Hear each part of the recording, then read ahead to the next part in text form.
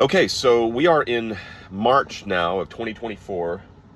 It's March 15th, and I'm still on the Empty Tomb book, and we're going to be covering 3 more chapters, just 3. There's like 17 in the book, maybe.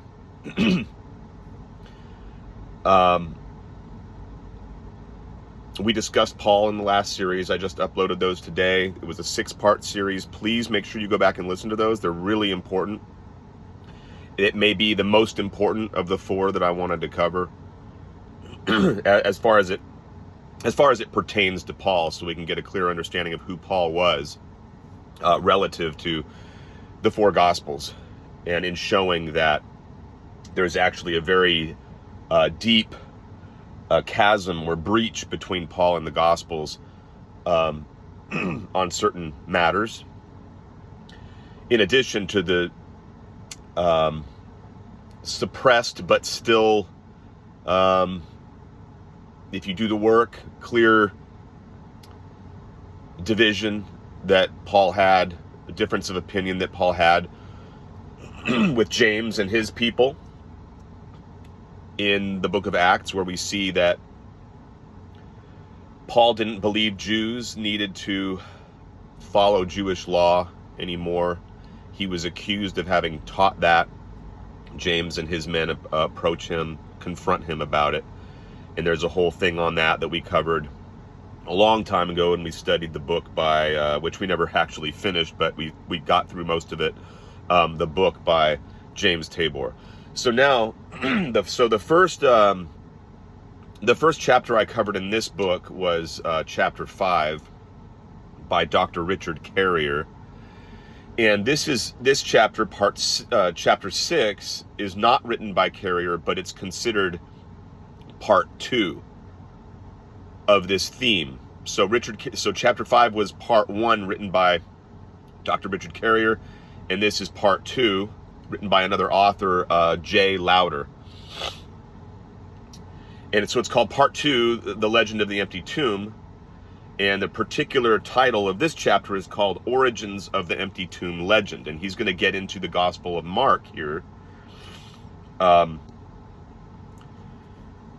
Mark being an important segue into the Gospels after covering Paul, because Mark is considered the earliest of the 4 Gospels, and important from the standpoint that there was actually in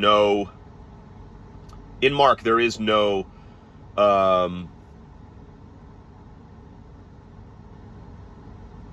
sighting, post-resurrection sighting of Jesus.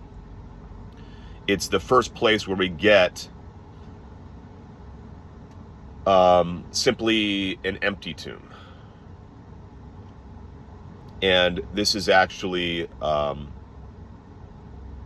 important point for biblical scholars, because it's used to emphasize, among many other evidences, that this is a legend that develops and evolves over decades. And so that's why Mark only has an empty tomb, whereas you don't get any narratives about sightings of Jesus post-resurrection until Matthew, Luke, and John. This is a short chapter, chapter 6, but it's an important one, as I said, so I'm going to divide it. The chapter is divided into 3 parts, and that's how I'm going to do it for these videos. So there will be 3 videos. The introduction, and then parts 1 and 2. So I'm going to read the introduction now.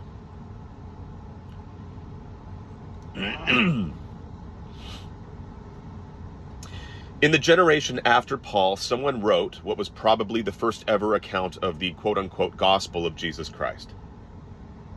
Tradition has assigned the book to an unknown author named Mark, according to legend, Peter's scribe. It is not known when the book was written. Most scholars believe it was sometime around 70 CE, give or take a decade.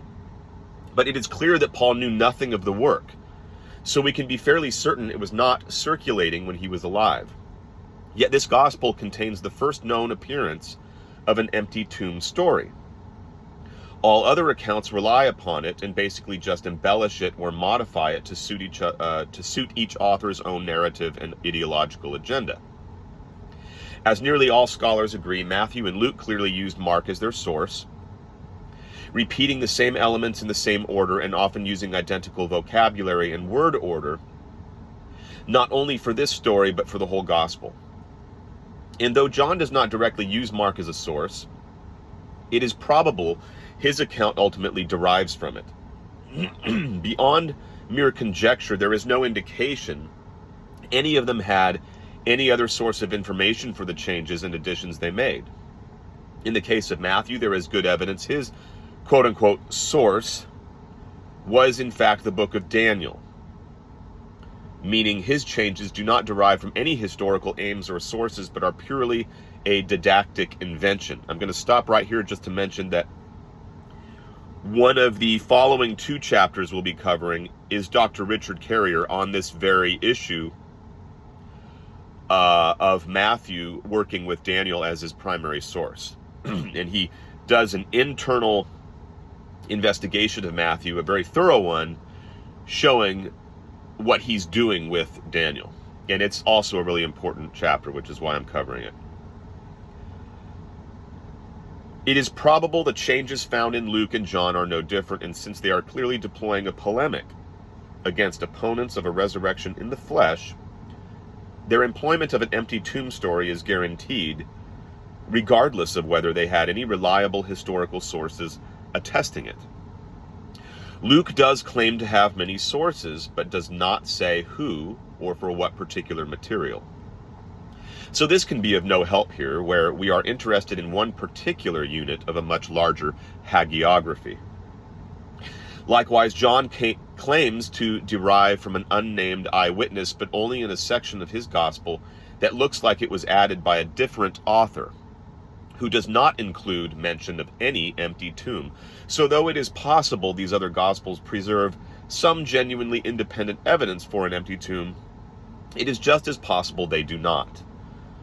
We can safely account for everything they add as a legendary or didactic embellishment upon the basic original claim in Mark.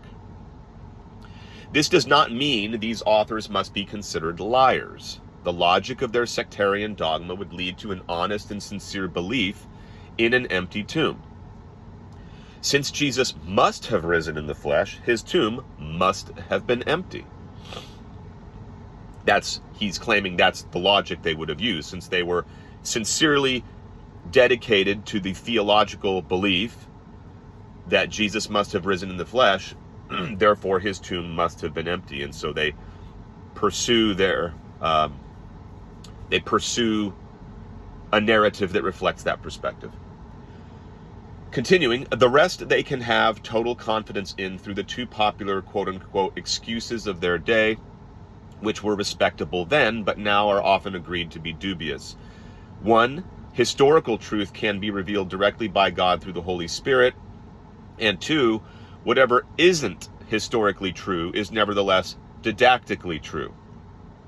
Just as Paul can find quote-unquote hidden meaning in the Old Testament prophets, and Philo and the Therapeutae can find deep symbolic truths in ostensibly historical narratives like that of Exodus, so could the gospel authors create narratives with deeper hidden meanings under a veil of history. It was honest work then, even if it disturbs us today. This leaves us with Mark. Even if not certain, it is a credible hypothesis that all other accounts originated with his.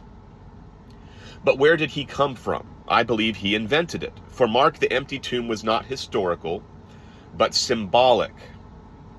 Okay, so keep that.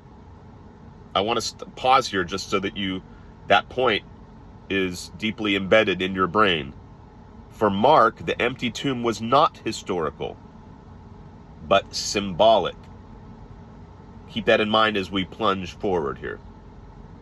It represented the resurrection of Jesus, with a powerful symbol pregnant with meaning, not only elucidating the quote-unquote core gospel inherited from Paul, e.g. 1 Corinthians 15, 3-5, which is ambiguous as to whether Jesus rose in the flesh or the spirit, but also maintaining Mark's own narrative theme of reversal of expectation.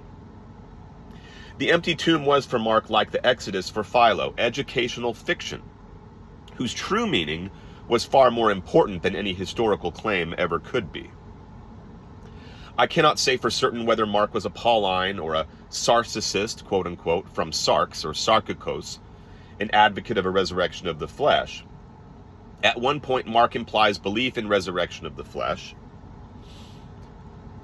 and denial of the Pauline doctrine of the raised body as incorruptible by having Jesus imply that severed hands, feet, and eyes will stay severed even after the resurrection. But this also goes against conservative Pharisaic resurrection doctrine, wherein dismembered bodies would be so raised, but would then be healed anyway. So this is probably not to be taken literally. It certainly creates more questions than it answers. What if you cut off, or worse, crush your head? It is also possible that Jesus does not mean resurrection, but entrance into the life or kingdom as entrance into the Christian church, into salvation as such. After all, Paul would agree it is, quote-unquote, better to lose your limbs since you won't need them when you get your new body. In contrast, when Mark has witnesses claim Jesus said, "I will destroy this holy residence made by hands, and in 3 days build another house not made by hands," he seems to be quite overtly calling up Pauline resurrection doctrine. The human body in which we now reside will be destroyed, and a new superhuman body fashioned in its place. For the naos, as the sacred building containing the image of God, is here an obvious analogy to the human body. Paul often equated the body with a temple, and the 3 days is an overt invocation of the 3 days between Christ's dying and rising. One might also see a connection between Pauline resurrection discourse on nakedness and clothing and Mark's use of a quote-unquote quote, young man who loses his linen garment, representing the body of flesh, like the linen cloth that clothes the dead Jesus in Mark 15:26, becoming naked, Mark 14:51-52, then after, quote, the resurrection, is clothed in a white robe, Mark 16:5, representing the celestial body, e.g. Daniel 12:2-3 and 10. So on the first passage, Mark would seem to believe in a resurrection of the flesh, warts and all, while on the second passage, Mark would seem to believe that the body of flesh will be destroyed and a totally different body created from scratch to replace it, a view further supported by the young man analysis. Mark also reiterates the Pauline view, consistent with but not entailing a two-body resurrection doctrine, that, quote, the spirit is willing but the flesh is weak, end quote. Finally, Mark records a saying of Jesus that the raised will be, quote, just like the angels in the heavens, end quote, and angels were typically ethereal. Unfortunately, all these passages are ambiguous, leaving unclear what Mark really believed. But it doesn't matter whether Mark was a Pauline or a Sarcicist. Either way, on my theory, the empty tomb story originated as a symbol, not an historical fact. It then becomes the subject of legendary embellishment over the ensuing generations, eventually becoming an essential element in the doctrine of a particular sect of Christians who spurned Paul's original teachings and insisted on a resurrection of the flesh instead. To these two claims, invention and embellishment, we now turn.